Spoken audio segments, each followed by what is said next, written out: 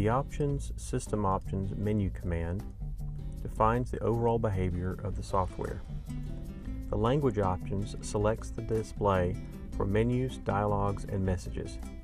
At the time of this video release, only English is available, but we do have plans for a few translations.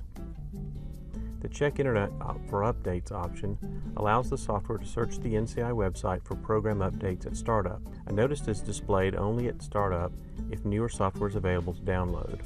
Visit the NCI website to download and install new software when desired. The Show Open Project Name option shows the active project name in the program title. The Startup Action option allows specific actions to be performed when the software starts running. Open Project Previous saves the project when the software exits and automatically opens the project at startup.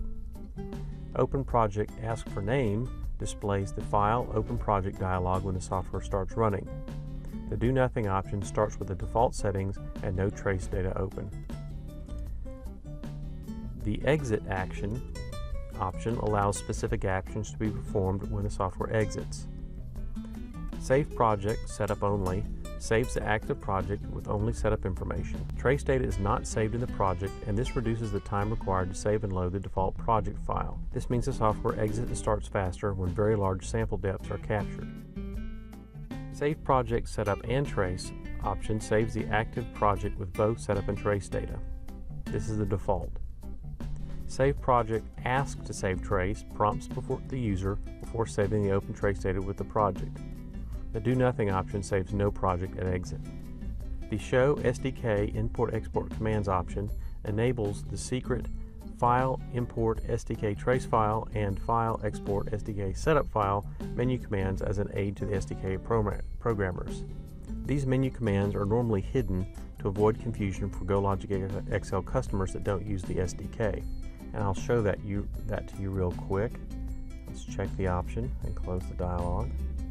And now go to the File menu, Import, and we can import trace files captured with an SDK program, software development kit program, or you can export the current project settings to an SDK setup file. And these are good tools for SDK developers.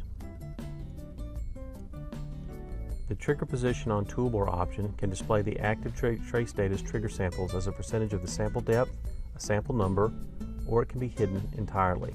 The default is to show a percentage of the total sample depth. The next three post-download processing options can reduce the amount of memory used by each trace capture and speed up the waveform display, especially when the zoom level displays a very large time window. However, the required processing may be a nuisance on slower computers, so these options are disabled by default. The Convert Normal Data to Transitional Timing option, I'll check that, converts normal timing to transitional format after each download. This strips out redundant samples that do not change, and they replace them with a single sample and a timestamp value. This conversion usually drastically improves display performance and reduces the total memory used. This is especially true if long periods of inactivity exist in the trace data. The Remove Unused Channels to Reduce Memory Use option also reduces the amount of memory a trace capture uses. This feature strips channels from the trace data which are not used in any of the channel groups. The Mark Idle Channels for Faster Display option detects channels which remain all logic high or logic low throughout the entire trace capture. This information is then used to display the waveforms faster when the zoom levels are at a very large time window. The Always Download option downloads the trace data without prompting after the stop button is used to end the trace capture. The After Download options allow specific actions to be performed after each trace download. You can go to the trigger sample, you can do nothing, you can perform the Search tab action, or you can execute the Compare Trace and Reference feature. The autosave options allow files to be saved after each capture. The disable option does not automatically save any files after each download, this is the default action. The autosave project option automatically saves a project file after each trace capture. The autosave numeric window to text file option automatically saves an ASCII text file after each trace capture. And then finally, the autosave numeric window to CSV file option automatically saves a comma separated value file after each capture. If you choose one of these options, it enables the file name, and the file name edit box defines the root file name for the autosave feature. So we can type in file name, that's as good as anything, and this will create a file in the path that we choose. You can choose a folder where you want to save it.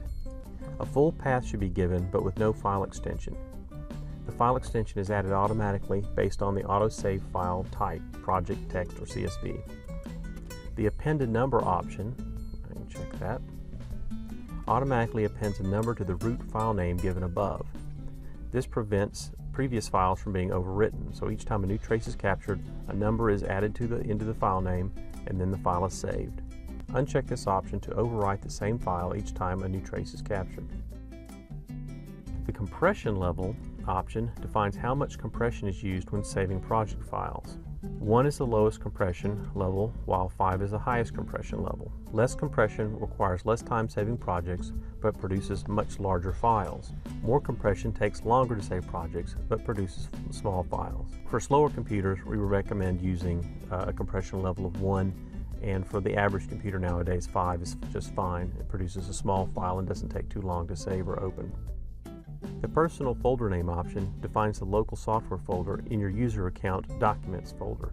By default, the installer creates the My Documents/GoLogicXL folder, and this option allows you to rename the folder, but it must always be located in the Documents or My Documents.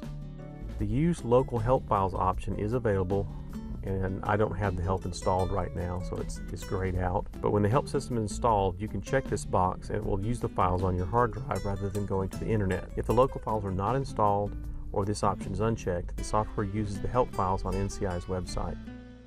The next video discusses the repeat capture option.